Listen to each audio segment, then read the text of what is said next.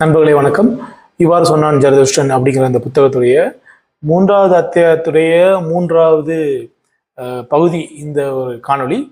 முதல் 2 பகுதிகளில் நான் சில அடிப்படையான கருத்துக்களை விளக்கினேன். சந்தை என்றால் என்ன, எப்படி நம்முடைய அகம் ஒரு சந்தையாக மாற முடியும், நம்முடைய இருத்தல் எப்படி ஒரு சந்தையாக மாற முடியும், நவீன உலகத்திற்கும் நவீன வாழ்க்கைக்கும் எந்திரமயமாகக்கூடிய இந்த ஒரு பண்பாட்டுக்கும் அதற்கும் என்ன தொடர்பு, நம்முடைய மனதின் அமைப்பு, நம்முடைய பிரஜையின் அமைப்பை நாம் ஒரு சந்தையாக பார்க்க முடியுமா, நம்முடைய எண்ணங்களை இந்த சந்தையில் புழங்கக்கூடிய மனிதர்களாக நாம் பார்க்க முடியுமா அப்படிங்கிற விஷயத்தை நாம் பார்த்தோம். அதன் பிறகு அடுத்த ஒரு முக்கியமான கருத்து என்பது அதிமனிதன் என்பவர் யார் என்ற விஷயம். அதை பத்தி நம்ம ரொம்ப விளக்கமாக கடந்த சில காணொளிகளில் நாம் பார்க்க முடித்தோம். இப்போது கடைசி பகுதி, அதில் நீட்சே அவருடைய சில முக்கியமான விஷயங்களை பேசுகிறார். குறிப்பாக இந்த உலகை நாம் ஒரு மனிதனாக அதனுடைய ஆழமான தீவிரமான ஒரு பொருளில் அதை வாழ்வதற்கு இருக்கக்கூடிய மிகப்பெரிய தடைகள் என்ன அப்படின்னு பேசும்போது அவர் வைக்கக்கூடிய முக்கியமான தடை என்பது விழுமியம், சரி தவறு என்கிற எதிரடைகள். ஏன் இது ஒரு தவறு அப்படின்னு சொல்றாரு? இதுதான் முக்கியமான ஒரு கேள்வி. நீட்சியை படிக்கக்கூடிய பலருக்கும் இந்த ஒரு சந்தேகம் இருந்து கொண்டே இருக்கும். அவர் ஒருவேளை கிறிஸ்துவத்தை இயேசு கிறிஸ்து சொல்லக்கூடிய சில அடிப்படையான அவருடைய சில போதனைகள் இவற்றை மறுப்பதற்காக இதெல்லாம் பேசுறாரு, அதிர்ச்சி மதிப்புக இதெல்லாம் சொல்றாரு. அவருடைய முக்கியமான புத்தகம் நன்மைக்கும் தீமைக்கும் அப்பால், பியாண்ட் குட் அண்ட் ஈவில். ஏன் நன்மைங்கிறது நல்ல விஷயம் தானே, இதை எதுக்கு அவர் விமர்சிக்கிறார் அப்படின்னு நீங்க கேட்கலாம். இது முக்கியமான கேள்வி. நன்மை என்பது அடிப்படையில் நல்லதுதான். நன்மை நம்ம பல அர்த்தங்கள்ல அதை வச்சுக்கிறோம். ஒரு சமூக வாழ்க்கையில் ஒரு சில விஷயங்கள் நன்மையா இருக்கும், ஆன்மீகத்தில் சில விஷயங்கள் நன்மையா இருக்கும், ஒழுக்கத்தில் சில விஷயங்கள் நன்மையா இருக்கும், பொருளாதாரத்தை பொறுத்தவரை சில விஷயங்கள் நன்மையா இருக்கும், ஒன்றும் ஒரு இதுல இருக்கும். ஆனா நன்மையை பற்றி பேசும்போது இருக்கக்கூடிய ஒரு மிகப்பெரிய ஒரு சிக்கல் என்பது அது ஒரு எதிரடையாக, அது ஒரு டயலக்டிக்கலா அது இருக்குது அப்படிங்கிறது அதோட முக்கியமான அது. அந்த எதிரடை என்பது என்னவென்றால், ஒரு விஷயம் நன்மைன்னு சொல்லும் போதே அதை எப்படி அது நன்மையாக இருக்கிறது என்று யாராவது கேட்டார்கள் என்றால், எப்படி இல்லாமல் அது கெட்டதாக இருக்க முடியுமோ அப்படிங்கிறத நம்ம விலக்கி விட்டு அதனுடன் ஒப்பிட்டு தான் நம்ம நன்மையை புரிஞ்சுக்க முடியும். கரெக்டா? ஸோ நன்மைக்கென்று அதன் அளவில் ஒரு அர்த்தமே கிடையாது. முதல் விஷயம். இப்போ ஒரு விஷயம் அநியாயமா இருக்கு நம்ம சொல்வது எப்படி சொல்றோம், அது எப்படி நியாயமா இருக்கணுங்கிறதுக்கான ஒரு கட்டமைப்பு, ஒரு சட்டத்திட்டம், ஒரு விதிமுறை வரைமுறை இருக்கிறது அல்லவா, அதற்கு அப்பால் இருக்கக்கூடிய எல்லாத்தையும் நம்ம அநியாயம் அநீதி அப்படின்னு சொல்றோம். சரிதே? அப்ப இதை நீங்க எடுத்துக்கங்க. ஒரு எதிரடை இருக்கிறது, இதை நம்பித்தான் அந்த நியாயமும் அந்த சரியும் அந்த உண்மையும் அந்த நன்மையும் இருக்கிறது. இங்கேதான் ஒரு பெரிய பிரச்சனை. இதற்கு அப்பால் ஒரு உண்மை இருக்கிறதா, இதற்கு அப்பால் ஒரு நன்மை இருக்கிறதா அப்படிங்கிறது தான் நீட்சியை எழுப்பக்கூடிய முக்கியமான கேள்வி. இது ஏன் அவ்வளவு முக்கியமான கேள்வி? ஏன் ஒரு நன்மைன்னு ஒன்று ஒரு எதிரடையின் பகுதியாக ஏன் இருக்கக்கூடாது, இருந்தா என்ன பிரச்சனை அப்படின்னு கேட்டீங்க அப்படின்னா, இது நாம் வாழக்கூடிய இந்த உலகை ஒரு தராசால் அளக்க வைக்கிறது. இது நாம் வாழக்கூடிய ஒரு உலகை டிஎஸ்எல் சொல்லுவார், ஒவ்வொரு ஒவ்வொரு வாழ்க்கையை ஒவ்வொரு காஃபி ஒரு காஃபியை ஸ்பூனால் எடுக்கிற மாதிரி இந்த ஒவ்வொரு நொடியையும் வாழ்வது அப்படின்னு அவர் சொல்றாரு அவருடைய ஒரு கவிதையில. ஏன் அதனுடைய பொருள் என்ன அப்படின்னா, நீங்க ஒரு காஃபியை ஒரு எடுத்து ஒரு ஜார்ல இருந்து நீங்க காஃபி தூளை நீங்க ஸ்பூன்ல எடுத்து மிக்ஸ் பண்றீங்க இல்லையா, அப்ப கவனமா ஒரு கரெக்டா ஒரு ஸ்பூன் எடுத்து நீங்க போடுறீங்க, அளந்து எடுக்கிறீங்க. நீங்க இஷ்டத்துக்கு அப்படி அள்ளியா போட மாட்டீங்க, அளந்து பார்த்து போட்டு, ஏன்னா அதுக்கு ஏற்றவரை அந்த சுவை இருக்கும். உடனே அளந்தளந்து வாழுது, அளந்தளந்து யோசிச்சு பண்ணும்போது நாம் அதை முழுமையாக அனுபவிக்க முடியாமல் போகிறது. அதே போல எது நன்மை, எது தவறு, எது சரி அப்படின்னு நம்ம யோசிச்சு செய்யக்கூடிய வாழ்க்கையில பல்வேறு விஷயங்கள் எல்லாத்தையுமே அப்படி நம்ம பார்க்க ஆரம்பிக்கும் போது இந்த உலகை நாம் அதன் அளவில் நம்மால் பார்க்க முடியாமல் போகிறது. இப்போ ஒரு விஷயத்த நான் செய்யும் போதோ இல்லை நீங்கள் செய்யும் போதோ அது எனக்கு மிகப்பெரிய மகிழ்ச்சியை தருகிறது. ஆனால் அந்த மகிழ்ச்சியை தரக்கூடிய அதே செயல் ஒரு தீமையாகவும் இருக்கிறது. இப்போ அந்த செயல் சரியா தவறா, அதை செய்யலாமா கூடாதா அப்படின்னு நான் கேட்டா நீங்க என்ன பதில் சொல்லுவீங்க? அது என்ன வேணா இருக்கலாம். நான் ரொம்ப ஒரு அமைதியான ஒரு இடத்துல போய் நின்றுக்கிட்டு கத்தி கூச்சல் போடுறேன், நான் மனிதர்கள் அதிகமாக புழங்கக்கூடிய ஒரு இடத்தில் அவர்களுக்கு இடையூறு வரும்படியாக ஒரு செயலை செய்கிறேன். அது நான் மனிதர்கள் நிறைய பேர் இருக்கக்கூடிய இடத்துல நான் ஒரு டான்ஸ் ஆடுறேன், நான் ஒருத்தர் ரொம்ப கூச்சல் போட்டுக்கிட்டே ஓடுறாரு, ஒருத்தர் ஒரு அவர் ஒரு பெரிய ஒரு பந்தியில நிறைய பேர் சாப்பிட்டுக்கிட்டு இருக்காங்க, தனக்கு பிடித்த உணவை ரொம்ப ரசிச்சு சாப்பிடுறாரு.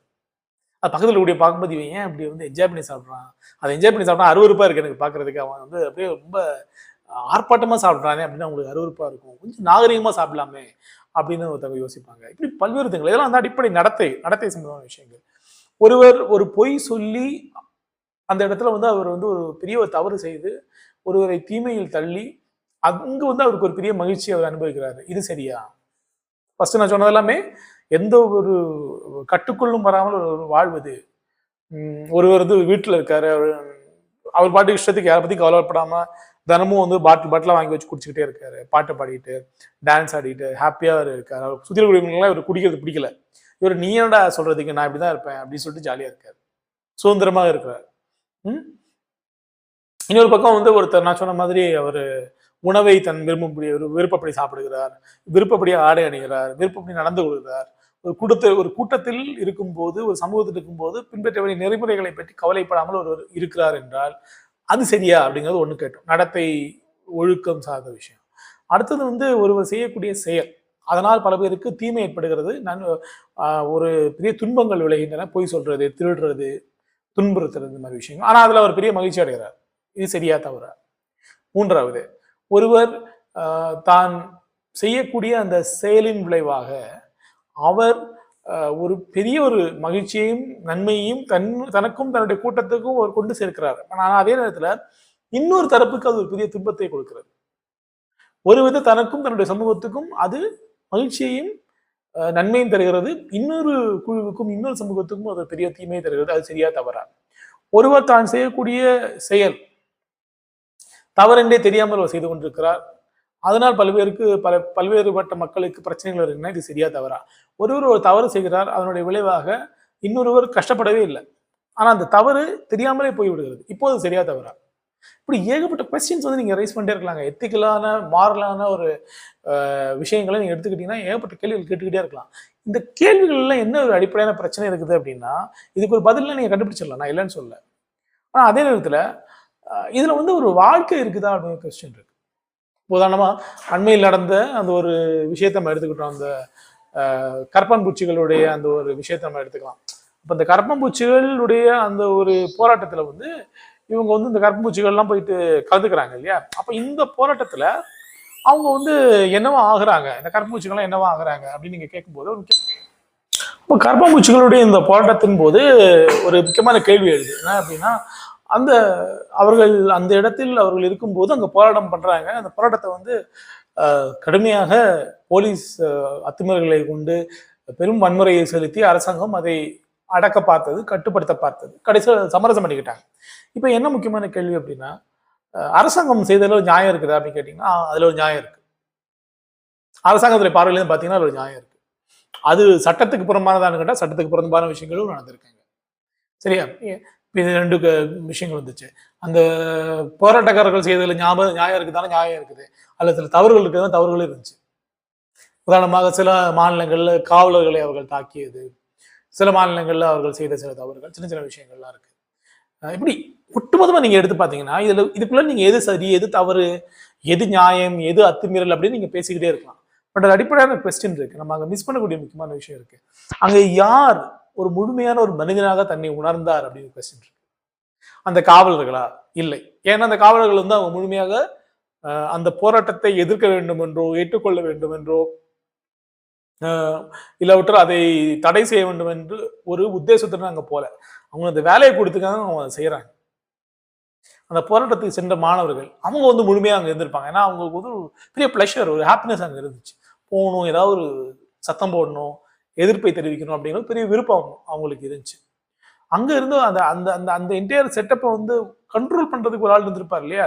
அவர் வந்து இவங்கெல்லாம் ஆர்கனைஸ் பண்ணி ஆள் இருந்திருப்பாரு. அவரும் ஒரு ரொம்ப இன்வால்வ்டா ஹாப்பியா அந்த இடத்துல இருந்தார் அப்படின்னா அவரும் தன்னோட இருப்பை முழுமையாக அங்க உணர்ந்திருக்க முடியும்.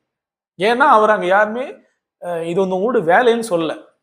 அப்போ வந்து அங்களுடைய ஒவ்வொரு நொடியையும் நீங்க அனுபவிச்சிருக்க முடியும். இதுதான் நான் சொல்றேன். இது வந்து உங்களுடைய எக்ஸிஸ்டன்ஸை நீங்க உணர்வது, உங்களுடைய எக்ஸிஸ்டன்ஸை நீங்க முழுமையா எக்ஸ்பீரியன்ஸ் பண்றது. அந்த இடத்துல வந்து நீங்க இந்த கரப்பான்பூச்சி கட்சியுடைய உத்தேசம் என்ன, இவங்களுக்கு யார் ஃபண்டிங் பண்றாங்க, இவங்க எந்த நோக்கத்துக்காக வந்து அரசியலுக்கு வந்திருக்காங்க, இவங்களை யார் அரசியலுக்கு கொண்டு வராங்க, இவங்களுக்கு எப்படி சில அனுமதிகள் கிடைக்குது, இவங்களை ஏன் வந்து இவங்க கண்ட்ரோல் பண்றாங்க, இவங்க ஏன் இதுக்காக வந்து ஒரு சமரசத்துக்கு கடைசியில் வராங்க, இந்த கொஸ்டின்ஸ் எல்லாம் வருது இல்லையா? இவங்களுடைய கொள்கைகள் எப்படி இருக்கு, ஏன் உங்களுடைய சித்தாந்தம் வந்து கொஞ்சம் ஆம் ஆத்மி கட்சியை மாதிரி இருக்கு, இப்படிப்பட்ட கொஸ்டின்ஸ் தான் நீங்க ரைஸ் பண்ணீங்க அப்படின்னா நீங்க எகெயின் நீங்க அதுக்குள்ள இருக்கக்கூடிய சரி தவறு நியாயம், எது கரெக்ட், எது எப்படி சொல்றது, எது வந்து நம்முடைய ஜனநாயகத்துக்கு நல்லது, எது மக்களுக்கு ஒரு சரியான ஒரு ஒரு நடவடிக்கையாக இருக்கும் அப்படின்னு நீங்க யோசிக்க ஆரம்பிக்கிறீங்க. நீங்க அதை முழுமையாக எக்ஸ்பீரியன்ஸ் பண்ணல. வெளியே இருந்து அந்த என்டையர் விஷயத்தை பார்த்துட்டு இது ஒரு மிகப்பெரிய ஒரு ஒரு புரட்சி, இதனால வந்து உலகமே மாறப்போகுது, இதனால இந்தியாவுடைய தலையெழுத்தே மாறப்போகுது சொன்னவங்களுக்கும் அதுதான். அவங்களும் வந்து அது ஒரு அவங்களுடைய ஐடியல்ஸ், அவங்களுடைய சித்தாந்தம், அவங்களுடைய கற்பனை வழியாக அந்த சம்பவத்தை பார்க்குறாங்க. அவங்க யாருமே அதை எக்ஸ்பீரியன்ஸ் பண்ணல. அந்த இடத்துல அவங்க டீப்பாக வந்து அதோட எக்ஸிஸ்டன்ஸ் அவங்க அவங்க ரியலைஸ் பண்ணல. அவங்க வெளியே இருந்து அந்த விஷயத்த எக்ஸ்பீரியன்ஸ் பண்றாங்க. அவங்க வந்து யாரும் அதனுடைய பிளேயர்ஸ் அதுக்குள்ள இல்லை. இதுதான் நான் சொல்றேன். இப்போ இது வந்து என்ன பண்ணுது அப்படின்னா ஒரு சில வேல்யூஸை முன்னாடி வச்சு, ஒரு சில விழுமியங்களை முன்னாடி வச்சு அதன் வழியாக இந்த உலகத்தை பார்ப்பதற்கும் மதிப்பிடுவதற்கும் நம்ம தூண்டுது. நான் சொல்றது பொலிட்டிக்கலா ஒரு விஷயத்தை எடுத்து ஒரு எக்ஸாம்பிளை கொடுக்குறேன். ஒழுக்கம் சார்ந்த சில எக்ஸாம்பிள்ஸை கொடுத்தேன். அன்றாட வாழ்க்கையுடைய சில பிரச்சனைகளை வச்சு உங்களுக்கு சில எக்ஸாம்பிள்ஸ் கொடுத்துறேன். அதே மாதிரி நீங்க ஒரு ஒரு ஒரு தான தர்மம் செய்றீங்க, ஒரு நன்மை செய்றீங்க, உண்மை சொல்றீங்க, அடுத்தவங்களுக்கு பயன்படக்கூடிய ஒரு நபராக நீங்க உங்களை மாத்திக்கிறீங்க அப்படின்னா அது வந்து எதுக்காக நீங்க செய்றீங்க? அது செஞ்சா வந்து உங்களுக்கு கடவுள் அனுகிரகம் கொடுப்பாரு, ஆசீர்வதிப்பாரு அப்படிங்கிறதுக்காக செய்றீங்களா? இல்ல அதை நீங்க செய்யும்போது உண்மையிலேயே வந்து முழுமையாக நீங்கள் உங்களே அந்த இடத்தில் பார்க்கிறீர்களா? நீங்கள் அந்த இடத்தில் அந்த ஒரு குறிப்பிட்ட நேரத்தில் நீங்கள் முழுமையாக உங்களை அறிய முடிகிறதா? அப்படிங்கிற கொஸ்டின் இருக்கு. அந்த இடத்த நீங்க முழுமையா உங்களை நீங்க அறியும் பட்சத்தில், உங்களை ரியலைஸ் பண்ணும் பட்சத்துல, உங்களுடைய எக்ஸிஸ்டன்ஸை நீங்க ரியலைஸ் பண்ணும் பட்சத்துல உங்களுக்கு அங்க வந்து அந்த எக்ஸ்பீரியன்ஸ்னால உங்களுக்கு கடவுள் என்ன தராது, என்ன தரல, நீங்க சொர்க்கத்துக்கு போவீங்களா மாட்டீங்களா, மத்தவங்க உங்களை அக்செப்ட் பண்ணுவாங்களா மாட்டாங்களா அப்படிங்கிற விஷயமே உங்களுக்கு பொருட்டு கிடையாது. ஸோ இது ரெண்டுக்குமான ஒரு சின்ன ஒரு முக்கியமான ஒரு வித்தியாசம் இருந்துகிட்டே இருக்கு. அதாவது ஒன்று சுய மதிப்பீடு, பிறரை மதிப்பிடுவது அப்படிங்கிற சார்ந்த ஒரு விஷயம். இன்னொன்று இதெல்லாம் மீறி ஒரு எக்ஸ்பீரியன்ஸை வந்து நீங்க ரியலைஸ் பண்றது. அப்ப இது இப்படி ரெண்டாவது நம்ம அதை பிரிச்சுக்கலாம். இது பிரிக்கும் பட்சத்தில் நம்ம என்ன புரிஞ்சுக்கிறோம் அப்படின்னா இந்த உலகை நாம் அதனுடைய மிகப்பெரிய ஆழமான ஒரு பொருளில் புரிந்து கொள்வதற்கும், இதை கடந்து செல்வதற்கும், இந்த காலத்தையும் இந்த வெளியையும் கடந்து செல்வதற்கு இந்த விழுமியங்களும் இந்த மதிப்பீடுகளும் பெரிய ஒரு இடைஞ்சலாக இருக்கின்றன. ஆனா இது இடைஞ்சலாகவும் இடையூறாகவும் இருக்கும் பட்சத்திலும் கூட இந்த சமூகத்தில் வாழக்கூடிய ஒரு மனிதராக நமக்கு இதற்கு தேவை, இதெல்லாம் தேவை இருக்குதானா? தேவை இருக்கு. இதுதான் நமக்கு இருக்கக்கூடிய பெரிய ஒரு பிரச்சனை. இந்த சமூகத்தில் வாழக்கூடிய ஒரு தனி மனிதராக நமக்கு இந்த இந்த மாரல் வேல்யூஸ், இந்த எத்திக்கல் வேல்யூஸ், இந்த பொலிட்டிக்கல் வேல்யூஸ், இந்த சோஷியல் வேல்யூஸ் எல்லாமே தேவைப்படுது. எல்லாமே இல்லாமல் நம்மளால இருக்கவும் முடியாது. ஏனென்றால் இதன் அடிப்படையில் தான் நாம் நம்முடைய இடம் என்ன, நமக்கான ஒரு நம்முடைய செயலுக்கான மதிப்பு என்ன, மற்றவருடைய செயல்களின் தாக்கம் என்ன அப்படிங்கிறதெல்லாம் ஜட்ஜ் பண்ணி ஓரளவுக்கு நம்மளால முன்னாடி போக முடியுது. இதெல்லாம் வந்து இந்த விளையாட்டுடைய விதிகள். ஆனா இது நம்முடைய எக்ஸிஸ்டன்ஸ் ஆனால் நம்முடைய எக்ஸிஸ்டன்ஸ் இது கிடையாது. முழுமையாக நம்ம உணர்வோமான இல்லை. அந்த இடத்துல இந்த களத்தில் இருந்தவர்கள் தான் வந்து தங்களை முழுமையாக அறிகிறார்கள். அது வந்து அவங்களுக்கு ஒரு ஒரு பொலிட்டிக்கல் தியேட்டர் கிடையாது. அதாவது அவங்க ஒரு எப்படி சொல்றது, திட்டமிட்டு ஒரு நாடக மேடையா அவங்க அதை பார்க்கல. ஒரு அரசியல் கட்சிக்காரங்க எல்லாம் அங்கே போயிட்டு உட்காந்துக்கிட்டு ஒரு கோஷம் எழுப்பி விட்டு முழங்கி விட்டு அந்த இடத்துல வந்து அவங்க கைது பண்ணப்பட்டு போகும்போது அதை அவங்க பலமுறை பண்ணியிருப்பாங்க. அது அவங்களுக்கு தெரியும், நடக்கும் போது தெரியும். ஸோ அவங்க அதை செய்யறதுக்கும் இந்த மாணவர்கள் செய்யறதுக்கும் பாதித்த வேறுபட்ட நம்ம பார்த்தோம். ஸோ அந்த கரும்பூச்சி கட்சியுடைய போராட்டங்கள் நம்ம ஒரு உதாரணமா எடுத்துக்கலாம். இது எதுக்கு இந்த இடத்துல சொல்றேன் அப்படின்னா எல்லா விதங்கள்லையும் இது ஒரு பெரிய ஒரு குழப்பமான ஒரு கேள்வி வந்து நம்மளை நோக்கி அதை எழுப்புது. இது சரியா, இது தவறா, இந்த உலகத்தை நம்ம எப்படி வாழ்றது, முழுக்க முழுக்க எந்த வேல்யூஸ் எதுவுமே இல்லாம நம்ம இந்த உலகத்தை வாழணுமா அப்படிங்கிறது நீட்சே சொல்றாரா அப்படிங்கிற கொஸ்டின் நோக்கி இது நம்மளை தள்ளுது. நீட்சே வந்து இந்த இடத்துல இந்த விழுமியங்கள் அடிப்படையில் இவை அவசியமற்றவை அப்படின்னு அவர் சொல்லவே இல்லை. ஆனா உங்களுடைய இருத்தலை நீங்கள் அறிவதற்கு இவை மிகப்பெரிய தடையாக இருக்கின்றன அப்படின்னு அவர் சொல்றாரு. எனக்கு இன்னொரு சம்பவம் ஞாபகம் இருக்கு. இதெல்லாம் உங்கள்கிட்ட பேசும்போது நான் சில மாதங்களுக்கு முன்பு, அதாவது இந்த தேர்தலுக்கு முன்பு, தமிழ்நாட்டில் நடந்த தேர்தலுக்கு முன்பு நான் சென்னைக்கு வந்திருக்கும் போது நானும் என்னுடைய நண்பருமாக அமர்ந்து பேசிக் கொண்டிருந்தோம். அப்போது அவரிடம் அப்போது இருந்த ஆட்சியில் இருந்த அரசாங்கத்துடைய அவர்களுடைய சில நலத்திட்டங்கள், அவர்கள் செய்யக்கூடிய நல்ல விஷயங்கள் எல்லாவற்றை பற்றியும் பேசிக்கிட்டே இருந்தோம். அப்போ நான் அவர்கிட்ட ஒரு கொஸ்டின் கேட்டேன். நீங்க சொல்றதுமே கரெக்ட், நானும் வந்து அதை அரசியல் ரீதியாக கொள்கை ரீதியாக அதை ஏத்துக்கிறேன். ஆனால் அப்போ ஒரு கேள்வி கேட்டேன், இந்த நன்மை அப்படின்னு ஒண்ணு இருக்கு இல்லையா, ஒரு விஷயத்துடைய ஒரு ஒரு அரசியல் செயல் திட்டம், ஒரு ஒரு சமூக நீதி சார்ந்த சில விழுமியங்கள், அவற்றை நடைமுறைப்படுத்து இதெல்லாம் இருக்கு இல்லையா, இதெல்லாம் வந்து இதனுடைய நன்மை என்ன அப்படின்னு நீங்க வந்து அதை பொலிட்டிக்கலா மட்டுமே பார்த்தா கூட நீங்க அதை மதிப்பிட முடியும். இந்த அளவுக்கு வளர்ச்சி இருக்குது, இந்த அளவுக்கு வந்து ஒருத்தருடைய வாழ்க்கை மேம்பட்டு நீங்க சொல்ல முடியும். அது நோபடி கேன் டினை தட். ஆனால் இங்க முக்கியமான கொஸ்டின் இருக்கு. அது வந்து இந்த உலகத்தில் நீங்கள் அந்த அந்த வசதிகளையும் சில சில உதவிகளையும் அரசு தரக்கூடிய உதவிகளை நீங்க அனுபவிக்கும் போது கூட நீங்க அங்க ஒரு பொலிட்டிக்கல் பீயிங்கா இருக்கீங்களா, நீங்க ஒரு இண்டிவிஜுவல் பீயிங்கா அதை எக்ஸ்பீரியன்ஸ் பண்றீங்களா? ஸோ ஒரு பொலிட்டிக்கல் பீயிங்கா நீங்க இருக்கும்போது நீங்க முழுமையாக அந்த அரசியல் வழியாக உங்களோட இருத்தல் நீங்கள் அறிய முடியுமா அப்படிங்கிற கொஸ்டின் இருக்கு. நீங்க பொலிட்டிக்கல் இந்த பிலாசபியில மட்டும் இந்த கொஸ்டினை கேட்டீங்கன்னா அதுக்கு பதில் சொல்ல முடியாது. ஏன்னா நான் அவர்கிட்ட கேட்டேன், நீங்க பார்க்கக்கூடிய இந்த உலகத்துல நீங்க நான் சொன்னேன் இந்த சாலையில் இந்த இங்க தெரியக்கூடிய இந்த கட்டிடங்கள் வந்து போகக்கூடிய மனிதர்கள் நீ எங்கேயாவது இந்த ஒரு வேல்யூவை நீங்க பார்க்க முடியுமா? நீங்க நம்ம பேசக்கூடிய நம்ம ஆழமாக நம்பக்கூடிய இந்த கருத்தியலையோ இதனுடைய விழுமியங்களோ நம்ம எங்கேயாவது பார்க்க முடியுமா? நீங்க அது ஒரு பிசிக்கலா நீங்க அதை பார்க்க முடியுமா, எக்ஸ்பீரியன்ஸ் பண்ண முடியுமா அப்படின்னு கேட்டேன். இப்ப நீங்க ஒரு தோட்டத்துல இருக்கீங்க, நிறைய ஒரு மலர் தோட்டத்தில் இருக்கீங்க, அந்த அந்த பூக்களுடைய வாசத்தை நீங்கள் நுகர முடியும், உணர முடியும். மழை பெய்யுது, நீங்க அது வந்து உங்களுடைய சருமத்தில் உணர முடியும்.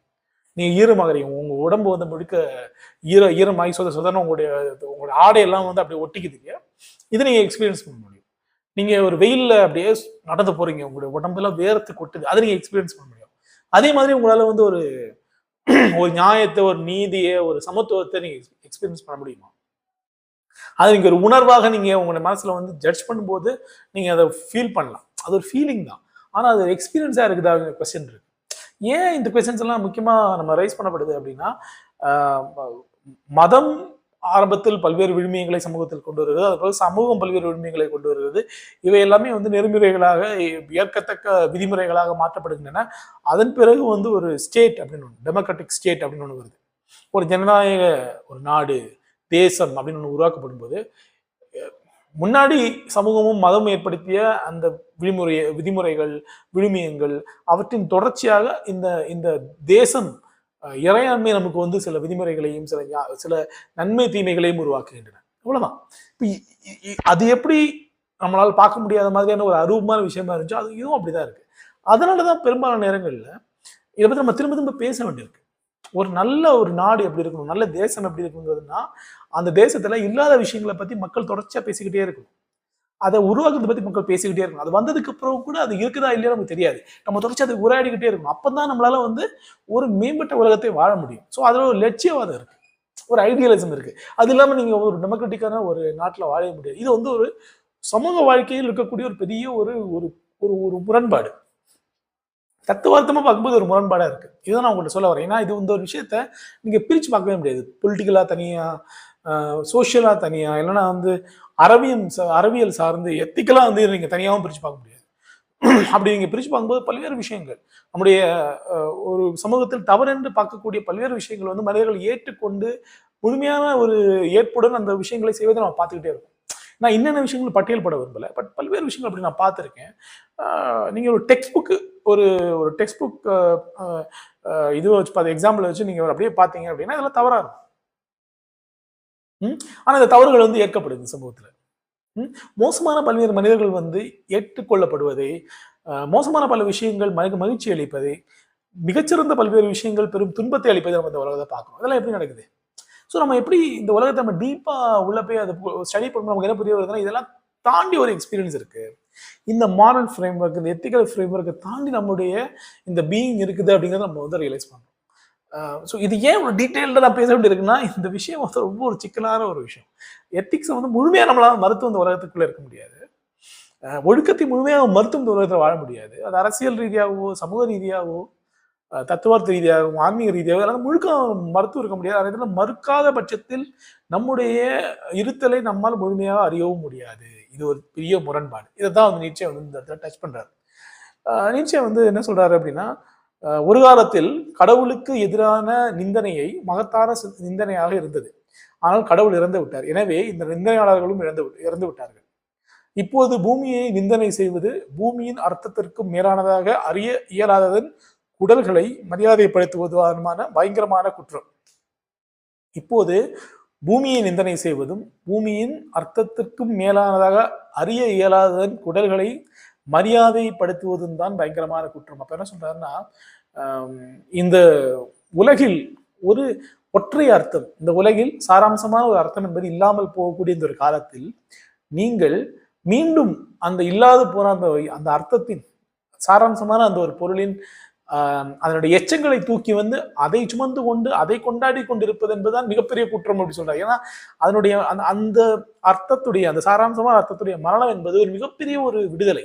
அதை அனுபவிக்காம நீங்க அந்த பழைய விஷயங்களே தூக்கி சுத்தி இருந்தீங்கன்னா அப்படின்னா அது ஒரு மிகப்பெரிய ஒரு கொடுமை, அது ஒரு பெரிய சாபக்கேடு அப்படின்னு சொல்றாரு. ஒரு காலத்தில் ஆத்மா உடலை கண்டனத்துடன் பார்த்தது. பிறகு அந்த கண்டனமே மகத்தான சிறப்பாக ஆனது. உடலை மெலிந்ததாக அதிபயங்கரமானதாக உணவு நீரின்றி மடிய விடக்கூடிய மடிய விட ஆத்மா விரும்பியது. ஆனால் ஆத்மா உடலை விட்டும் பூமியை விட்டும் தப்பிக்கலாம் என நினைத்தது. இந்த ஆத்மாவை மெலிந்ததாக அதிபயங்கரமானதாக உணவு நீரின்றி மடிவது போல் இருந்தது. மேலும் கொடூரமே இந்த ஆத்மாவுக்கு மகிழ்ச்சியாக இருந்தது. ஆனால் சொல்லுங்கள் எனது சகோதரர்களே, உங்களது உடல் உங்களது ஆத்மாவை பற்றி என்ன சொல்கிறது? வறுமையும் அழுக்கும் பரிதாபகரமான இயலாமைதியும் அல்லவா உங்களது ஆத்மா? அது முக்கியமான கொஸ்டின். ஸோ அடுத்து என்ன சொல்றாருன்னா, மனிதனுடைய சோல் ஆத்மா அதையும் அவனுடைய தேகத்தையும் 2 எதிரடைகளாக வைக்கிறார். அந்த ஒரு பைனரியா அவர் வந்து வைக்கிறார். இது இந்த பக்கம். ஸோ ஃபர்ஸ்ட் வந்து நம்முடைய ஆன்மாவுடைய தரப்புல இருந்து நம்ம இந்த உலகத்தை பார்த்தோம். நம்முடைய ஆன்மா அப்படின்னு அவர் சொல்றது வந்து நம்முடைய தன்னிலை இங்க வந்து நீங்க ஒரு ஆத்மா அப்படின்னு சொல்லலாம். உங்களுடைய சிந்தனை, நீங்கள் யார், நான், சுயம், இதெல்லாத்தையும் கூட நீங்க எடுத்துக்கலாம். உங்களுக்கு ஆன்மாவில் நம்பிக்கை இல்லாத பட்சம் நீங்க எப்படி இந்த ஒரு அர்த்தத்துல இதை எடுத்துக்கலாம். அப்போ இந்த மனிதனுடைய ஒரு அப்டிராக்டான ஒரு செல்ஃப் அந்த மனிதனுக்கு இருக்கிறது அல்லவா? இந்த அரூபமான இந்த சுயம், இதற்காக தான் நம்ம பெரும்பாலும் வாழ்ந்துட்டு இருக்கோம். இதுதான் உண்மை. இது ஏன் அப்படி சொல்றேன் அப்படின்னா, ஒரு சின்ன ஒரு அவமானத்துக்காக கொலை செய்யக்கூடியவங்க இருக்காங்க. ஒருவரிடம் தப்பித்து செல்வதற்காக கொலை செய்யக்கூடியவங்க இருக்காங்க. சின்ன சின்ன சந்தோஷங்களுக்காக பெரிய கடன் வாங்கக்கூடியவங்க இருக்காங்க. அப்புறம் இந்த மனதுக்கு நிம்மதி வேண்டும் என்பதற்காக உடலை வருத்தக்கூடியவங்க இருக்காங்க. ஏன் அதெல்லாம் நம்ம செய்யறோம்? ஏன் உண்மையிலே இந்த மனம் நம்முடைய உடலை விட மேலானதா அப்படிங்கிற கொஸ்டின் நமக்கு இருக்கு. பல சமயங்கள் நீங்க பாருங்க, நம்முடைய உடலுக்கு இழைக்கக்கூடிய துன்பம் என்பது மிகப்பெரியது. உடலுக்கு துன்பம் இழைப்பது என்று நான் எந்த பொருளில் சொல்கிறேன் என்றால், இந்த உடலுக்கு தேவையான பல்வேறு விஷயங்களை நாம் கவனம் செலுத்தி தருவதில்லை. அதற்கு பதிலாக இந்த மனதுக்கு தான் மிகுந்தையான ஒரு முக்கியத்துவத்தை கொடுக்கணும். ஏன்னா நம்மளுடைய செல்ஃப் ரியலைசேஷன், நான் யாரு அப்படின்னு என்ன ரியலைஸ் பண்றது எல்லாமே என்னுடைய அகம் வழியாகத்தான் ஏற்படுகிறது. இப்போ இது ஒன்றும் பெரிய தப்பு கிடையாது. அகம் என்பது நம்முடைய ஒரு பகுதி தான். அப்போ இந்த அகம், நம்முடைய மனம், இதுக்கு ஒரு மிகுதியான முக்கியத்துவம் ஏற்படும் போது என்ன நடக்குதுன்னா, இந்த உலகத்துடைய எல்லா விஷயங்களையும் அதனுடைய நீட்சியாக தான் பார்க்க ஆரம்பிக்கும். எதுலையுமே நம்மளுடைய ஒரு பிசிக்கல் செல்ஃபுக்கான ஒரு ஸ்பேஸ் வந்து இருக்க மாட்டேங்குது. ஒரு உதாரணத்துக்கு சொல்றதுன்னா, நீங்க ஒரு உணவு பண்டத்தை வாங்கி சாப்பிட்றீங்க. அப்ப நினைக்கிறீங்க, இந்த உணவு பண்டம் வந்து எனக்கு எந்த அளவுக்கு ஒரு இன்பத்தை தரும், இந்த இன்பத்தை நான் என்னோட மனதால் உணர்கிறேன். உடல் வழியாக உணர்ந்தாலும் இதை என்னோட மனதை கொண்டு தான் நான் வந்து மதிப்பிடுறேன். இது வந்து ரொம்ப நல்ல ஒரு ஸ்வீட்டு, நல்ல ஒரு உணவு, இந்த சிக்கன் பிரியாணி ரொம்ப நல்லா இருக்கும், இதை வந்து எனக்கு ரொம்ப பிடிக்கும், என்னை சுற்றி இருக்கக்கூடியவங்க எல்லாருக்கும் இது பிடிக்கும், இதை நான் ரொம்ப எக்ஸ்பீரியன்ஸ் பண்ண விரும்புகிறேன் அப்படின்னு சும்மா உங்கள் மைண்டை தான் நீங்கள் அங்கே ப்ரொஜெக்ட் பண்ணுறீங்க. உங்களுடைய உடல் வந்து இதை எப்படி பார்க்குது அப்படிங்கிறத வந்து நீங்கள் புரிஞ்சுக்க முடியாது. ஏன்னா உங்களுடைய உடல் வந்து உங்களுடைய பிரஜையை தாண்டி அது இன்னொரு ஸ்பேஸில் அது ஃபங்க்ஷன் ஆகிட்டு இருக்கு. உணவை பொறுத்தவரையில் அந்த நியூட்ரியன்ஸ் அதை எப்படி அப்சர்வ் பண்ணி இதெல்லாம் உங்களுக்கு தெரியவே தெரியாது. ஆனால் அதை நீங்கள் ரொம்ப ஊன்றி கவனிச்சிங்கன்னா உங்களுக்கு தெரியும். கரெக்டா? இப்போ வந்து நீங்கள் வந்து ஒரு ஏதோ ஒரு பெரிய வேலை இருக்கு, அந்த வேலையை செஞ்சு பிடிச்சா நீங்க ரொம்ப திருப்தியா ஃபீல் பண்ணுவீங்க அப்படின்ட்டு நீங்க வந்து உங்களுடைய உடலை வருத்தி அந்த வேலையை நீங்க செய்றீங்க. அதெல்லாம் செஞ்சு பிடிச்சி ரொம்ப களைச்சு போய் தூங்கிடலாம் அப்படி தூங்குறீங்க. அதாவது ஃபர்ஸ்ட் ஃபுல்லா பிசிக்கலான விஷயங்களை சொல்லி முடிச்சிடுறேன். இதெல்லாமே வந்து உங்க உடலுக்கு நீங்க செய்யக்கூடிய பெரிய துரோகம் தானே. ஆனா நம்ம யாராவது செய்யாம இருக்குமா இந்த நவீன காலத்துல? 1. 2, ஒரு சில பேர் இருக்காங்க, அவங்க வந்து ரொம்ப மதத்தில் ரொம்ப தீவிரமான பிடிப்பு கொண்டு வருவாங்க. அவங்க வந்து இந்த உடலை பெரிய ஒரு பாரமா நினைக்கிறாங்க. அவங்க நினைக்கிறாங்க இந்த உடல் தொடர்ந்து பல்வேறு இச்சைகளுக்கான ஒரு கிடங்காக இருக்கிறது. எவ்வளவோ காமம், பசி, கோபம், குரோதம், வெறுப்பு எல்லாமே இந்த பாடியில இருந்தா வருதுன்னு அவங்க நினைக்கிறாங்க. அந்த பாடி தான் அதுக்கான காரணம் நினைக்கிறாங்க. ஏன்னா யாரும் நம்ம வெறுப்பு அடைகிறோம், இந்த பிசிக்கலா அந்த உலகத்துல யாரை பார்க்குறோமோ அதுவும் நமக்கு பெரிய வெறுப்பு தூண்டுது. யாரை பார்த்து பொறாமப்படுறோம், எது நமக்கு ஆசைப்பட்ட அந்த விஷயம் நமக்கு கிடைக்கலையோ அது யார் அதெல்லாம் அடையிறாங்களோ அவங்க மேல நம்ம பொறாமப்படுறோம். இதெல்லாம் பிசிக்கலா தான் இருக்கு. அப்ப நம்ம நினைக்கிறோம்னா பௌதிகமாக பொறுமையாக இருக்கக்கூடிய விஷயங்கள் தான் எல்லா துன்பங்களுக்கும் காரணமாக இருக்கிறது. ஏன்னா ஆசையெல்லாம் அங்கே தான் வருது. ஸோ நம்ம அதான் சோர்ஸ். அதை வந்து நம்ம வந்து ஒழிச்சிட்டோம் அப்படின்னா அந்த உலகம் நல்லா இருக்கும். இல்லைன்னா அதை வந்து நம்ம முழுக்க மறந்துடணும், அதை முழுக்க இக்னோர் பண்ண நம்ம நினைக்கிறோம். ஸோ இந்த ஒரு பார்வை இது மதத்துல இருந்தா இந்த விஷயம் வருது. மதம் என்ன சொல்லுதுன்னா, இந்த ஆன்மா ரொம்ப தூய்மையானது, உடல் கெட்டு போறது, உடல் வந்து ரொம்ப தீமையின் ஒரு உருவகமாக உடல் இருக்கிறது அப்படின்னு அவங்க சொல்றாங்க. ஆஹ் இப்போ நீங்க யோசிச்சு பாருங்க, இது ஏன் சொல்றாங்க அப்படிங்கிறது இன்னொரு பொருளும் இருக்கு, இன்னொரு காரணமும் இருக்கிறது. நீங்க இந்த இந்த இந்த பிசிக்கலான பாடி வந்து நீங்க ஏதோ ஒரு இடத்துல இந்த உடலை வைத்து நீங்க இந்த ஒரு விஷயத்தை எக்ஸ்பீரியன்ஸ் பண்ணும்போது, பெரும்பாலான நேரங்கள்ல இந்த எந்த எந்த இடத்துல வந்து நம்மை மறந்து இந்த உடலுடைய மிகப்பெரிய இன்பத்தை நம்ம அடையிறோமோ, அந்த இடத்தில் நம்மளுடைய மனதுடைய கண்ட்ரோலை வந்து இழந்துடுறோம். இப்போ இது நீங்க கவனிக்க வேண்டிய ஒரு விஷயம். அதாவது நான் வந்து ஒரு நான் வந்து ஒரு ஒரு ஒரு பெரிய ஒரு எக்ஸ்பீரியன்ஸை நான் வந்து ஒரு மேபி அது வந்து ஒரு பெரிய ஒரு பயணம் போறேன். இல்லைன்னா நான் வந்து ரொம்ப களைச்சு போயிடுறேன். எக்ஸ்ட்ரீமா நான் டயர்ட்னஸ்க்குள்ள நான் போறேன். எந்த அளவுக்கு நான் டயர்டா போறேன் அப்படின்னா, என்னால வந்து இதுக்கு மேல தாங்க முடியல. ஸோ நான் என்ன பண்றேன் எனக்கே தெரியாது. ரொம்ப களைச்சு போய் நான் ரோட்ல படுத்துடுறேன். இல்லைன்னா ரொம்ப களைச்சு போய் கத்தி என்னோட வலியை தாங்கலை அப்படின்னு களைச்சு போய் நான் கத்துறேன். இல்லைன்னா ஒரு கடுமையான ஒரு போராட்டத்துல இருக்கேன். அந்த போராட்டத்தோட முடிவுல வந்து நான் எப்படி நடந்துக்கிறேன் அப்படிங்கிறது வந்து ரொம்ப நாகரிகமா இல்லை. அந்த மாதிரி நடந்துக்கிறேன். நான் ரொம்ப குடிச்சு போதையில் அதிகமாகி ரொம்ப கோமாளித்தமா நடந்துக்கிறேன். கோவம் பீரிட்டு வரும்போது என்ன மறந்து நான் வந்து எதையோ சில விஷயங்களை சொல்லிடுறேன். என்னுடைய காமம் என்னுடைய கட்டுப்பாட்டை மீறி என்னுடைய காமம் செல்லும்போது நான் செய்யத்தாத விஷயங்களாக நினைக்கக்கூடிய விஷயங்களை செஞ்சிடுறேன். இப்படி பல்வேறு விஷயங்கள் நான் செய்யறேன் இல்லையா? இந்த ஒவ்வொரு தருணத்திலையும் நெகட்டிவான எக்ஸாம்பிள் சொல்றேன். பாசிட்டிவ் கூட சொல்ல முடியும். ரொம்ப ஒரு எக்ஸ்ட்ரீமான பிளஷர் எனக்கு கிடைக்கும் போது, நான் யாரையும் துன்புறுத்தாமலே பெரிய பிளஷர் கிடைக்கும் போது நான் என்னெல்லாம் செய்யறேன். இது எதுலையுமே எல்லாத்தையுமே நடக்குது அப்படின்னா, என்னுடைய அகம், என்னுடைய மனம் இது இப்படிதான் இருக்கணும்னு முன்கூடி ஒரு முன்கூறாக திட்டமிட்டு தருது இல்லையா? அந்த திட்டமிடலை தாண்டி என்னுடைய பாடி வந்து அந்த இடத்துக்கு போகுது. அப்போ ஒரு இர்ராஷனாலிட்டி நோக்கி நான் போறேன். அதாவது பகுத்தறிவை விஞ்சிய ஒரு பகுத்தறிவற்ற நிலையை நோக்கி நான் போறேன் இல்லையா? அதை பார்த்து நான் பயப்படுறேன். இதெல்லாமே நடக்கிறதுனால தான் நம்மளுடைய தொடர்ச்சியாக வந்து நம்முடைய மதம் என்ன சொல்லுதுன்னா, பாடியை கண்ட்ரோல் பண்ணுங்க. ஸோ பாடிலி இன்ஸ்டிங்ஸ் எல்லாம் கண்ட்ரோல் பண்ணுங்க. நீங்க வந்து உணவில் கட்டுப்பாடை கொண்டு வாங்க. நீங்க வந்து உங்களுடைய உடலுக்கு அதிகமான உடலுக்கு மகிழ்ச்சி அளிக்கக்கூடிய செயல்பாடுகளில் உங்களை பழக்கப்படுத்தாமல், மனதுக்கு மகிழ்ச்சி அளிக்கக்கூடிய செயல்பாடுகளில் நீங்க உங்களுடைய கவனத்தை செலுத்துங்க. தியானம் பண்ணுங்க, அதை பண்ணுங்க, இதை பண்ணுங்க. பாடியை வந்து ஒரு கண்ட்ரோலுக்குள்ள வச்சுக்கோங்க அப்படின்னு சொல்றாங்க. ஸோ இதெல்லாமே அவசியமா அப்படிங்கிற கொஸ்டின் நோக்கி நிச்சயப்படுறேன். ஏன்னா உடலையும் மனதையும் இருவேறாக நீங்கள் பிரிக்கும் போது அந்த ஒரு தேவை ஏற்படுது. இது ரெண்டுமே ஒண்ணுதானே அப்படின்னு கேட்கிறாரு. இந்த மனம் உடல் வழியாக விழித்துக் கொள்கிறது. இந்த உடல் மனதின் வழியாக தன்னை உணர்ந்து கொள்கிறது. இந்த இரண்டுமே இந்த உலகின் வழியாகவும் காலத்தின் வழியாகவும் தன்னை கடந்து செல்கிறது. இதான் விஷயம். இந்த இரண்டுமே தங்களை கடந்து செல்வது, ஒன்றாக மாறி தங்களை கடந்து செல்வது காலத்தின் வழியாகவும் உடலின் வழியாகவும் இந்த உலகின் வழியாகவும் கடந்து செல்லும் போது அவை அதிமனிதனின் ஒரு இடத்தை போய் அடைகின்றன. அதிமனிதனாக தம்மை உணர்கின்றன.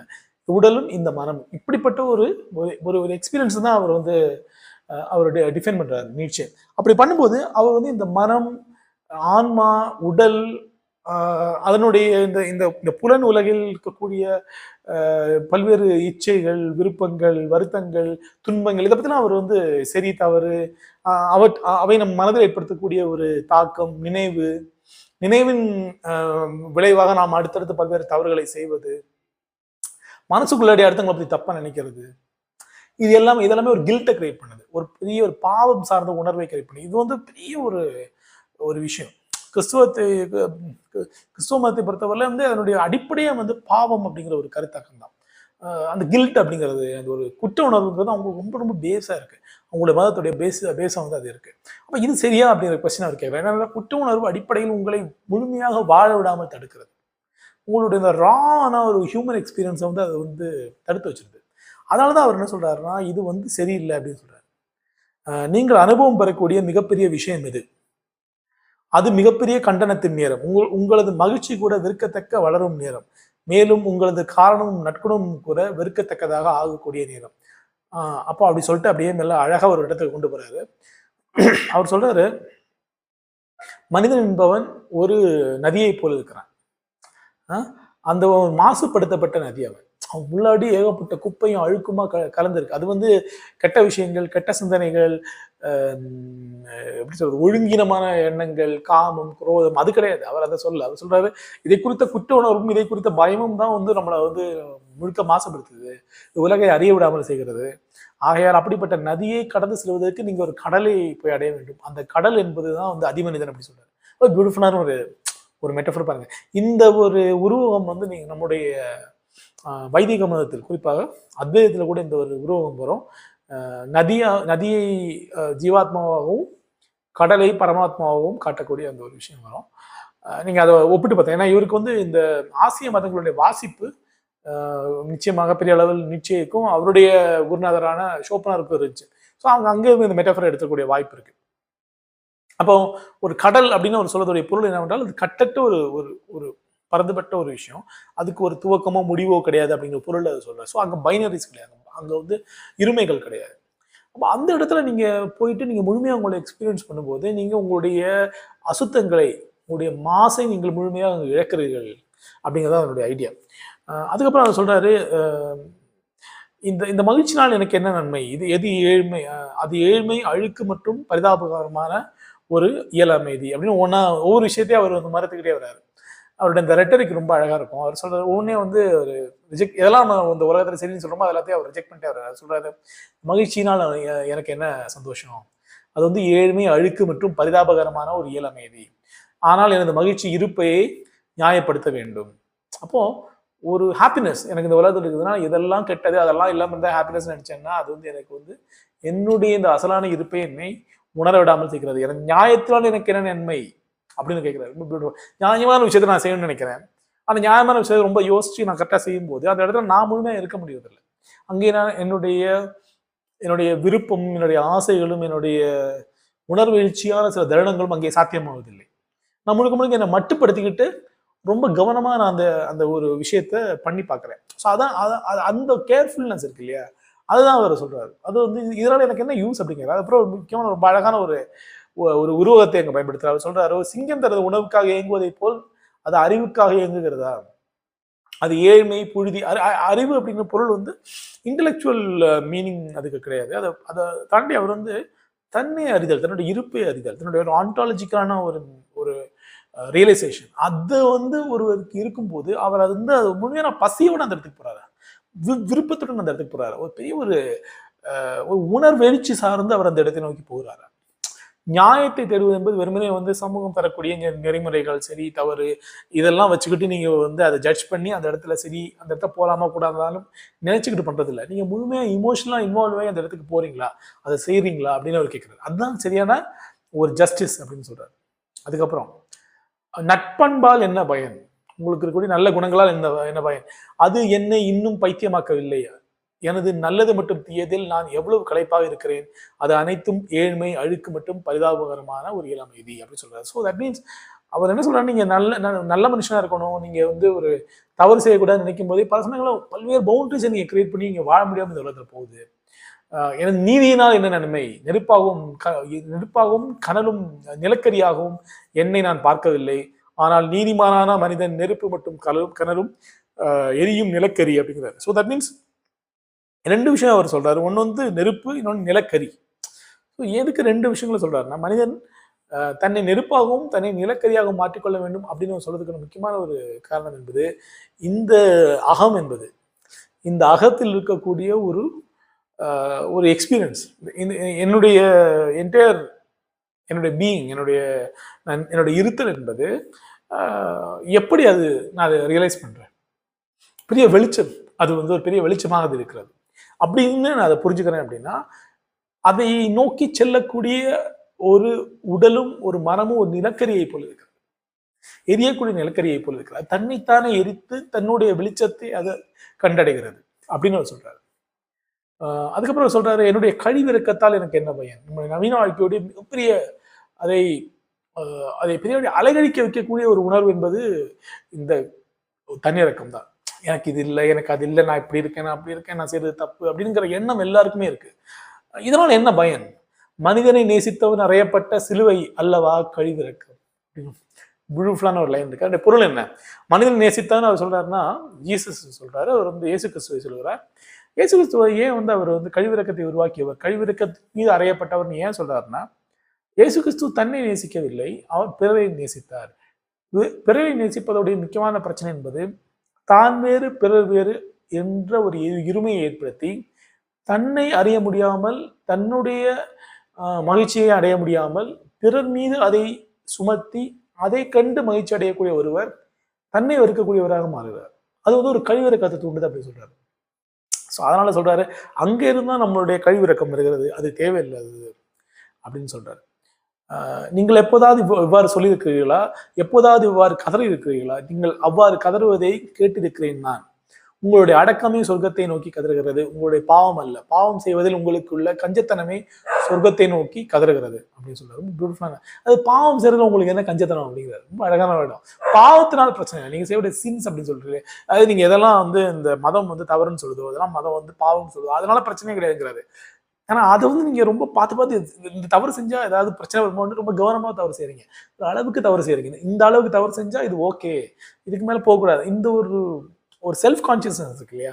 இதுதான் வந்து உங்களுடைய பெரிய துன்பத்துக்கு காரணமாக இருக்கிறது. அப்புறம் வந்து ரொம்ப அழகான ஒரு இடம் சொல்றாரு, ஒரு மின்னல் வந்து உங்களை வந்து நக்கி சாப்பிட்டுட்டு போறதுக்கு தயாரா இருக்கு.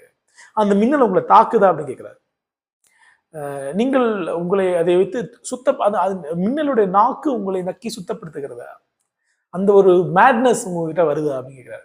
ஸோ அதை அவர் என்ன சொல்ல வர்றாருன்னா, இங்கேருந்து ஒரு ரியலைசேஷன் நம்மளை நோக்கி வருதுன்னு சொல்ல, ஒரு பெரிய ஒரு பெரிய மின்னல் நம்மை தாக்கும்போது நம்ம முழுக்க பிளைண்ட் ஆயிடும். நம்மள அது கருக வைக்குது. இல்லைன்னா நம்மள முழுக்க பிளைண்ட் ஆக்குது. நம்ம அப்படியே எதுவுமே பார்க்க முடியாத மாதிரி முழுமையா வெளிச்சம் நம்மை தாக்கி ஒன்றுமே இல்லாமல் செய்யுது இல்லையா? அந்த ஒரு மொமெண்ட்ரி பிளிஸ் இருக்குல்ல, அதை பத்தி அவர் பேசுறாரு. பெரிய ஒரு ஒரு சிறு ஒரு தருணத்தில் ஒரு கணத்தில் தோன்றக்கூடிய ஒரு ஒரு பரவசத்தின் பெரு வெடிப்பு. அதை தான் வந்து ஒரு மின்னல் தாக்கி உன்னுடைய உன்னுடைய அந்த மனசுக்குள்ள இருக்கக்கூடிய அந்த பைனரிஸ் எல்லாம் அதை அழிக்குது. தன்னுடைய நாவ நக்கி அழிப்பதை போல ஒரு எக்ஸ்பீரியன்ஸ் உனக்கு இருக்குதா? இருந்துச்சுன்னா நீ வந்து உன்னுடைய எக்ஸ்பீரியன்ஸை உன்னுடைய எக்ஸிஸ்டன்ஸை முழுமையாக அறியலாம் அப்படின்னு சொல்றாரு. இப்போது நாங்கள் கலை கூத்தாடியை பற்றி போதுமான அளவுக்கு கேட்டு விட்டோம். அவனை பார்க்க வேண்டும். இதெல்லாம் அவர் பேசி முடிக்கிறார். ரொம்ப அழகான ஒரு ஒரு பெரிய சொற்பொழிவை செய்து முடிச்ச பிறகு இவர் சொல்றாரு, நாங்கள் வந்து கலை கூத்தாடி அந்த மக்கள்லாம் கேலி செய்யறாங்க இவரை பார்த்து. நான் அவங்களுக்கு புரியல. அவங்க சொல்றாங்க, அந்த கலை கூத்தாடியோடைய விளையாட்டை பார்த்துட்டோம். இப்ப இவர் சொல்றதை பார்ப்போம். இவரு அந்த கலை கூத்தாடியை விட நம்மளை பெட்டரா என்டர்டெயின் பண்றாரா பார்க்கலாம் அப்படின்னு சொல்லி அவரை பார்த்து சிரிக்கிறாங்க. அப்போ வந்து இவர் ஜரதுஷ்டன் வந்து முக்கியமான விஷயத்த சொல்றாரு. இந்த அதிமனிதனுடைய முக்கியமான நோக்கம் என்ன, அவனுடைய லட்சியம் என்ன, அவனுடைய இருத்தல் என்ன அப்படின்னு பத்தி ரொம்ப டீட்டெயில்டா ஒரு விளக்கம் அதுக்குள்ள வருது. அது வந்து இந்த அத்தியாயத்தோட இறுதி பகுதி. மிக முக்கியமான அத்தியாயமா, ரொம்ப நீண்ட அத்தியாயம். அதுக்குள்ளாடி ஒரு 4-5 பகுதிகள் இருக்கின்றன, பல்வேறு கருத்துக்கள் இருக்கின்றன. இதெல்லாத்தையும் வந்து இப்போ நம்ம விளக்கிட்டோம் அப்படின்னா அதுக்கு பிறகு உங்களுக்கு இந்த புத்தகத்துக்குள்ள டிராவல் பண்ணது ரொம்ப ஈஸியா இருக்கும். ஸோ அடுத்த ஒரு அத்தியாயத்துல வந்து அடுத்த ஒரு காணொலியில் நான் அந்த ஒரு விஷயத்தை பத்தி பேசுறேன். இவ்வளவு நேரம் பொறுமையா கேட்டதுக்கு நன்றி. உங்களுக்கு ஏதாவது சந்தேகம் இருந்தால் என்னை தொடர்பு கொண்டு கேளுங்க.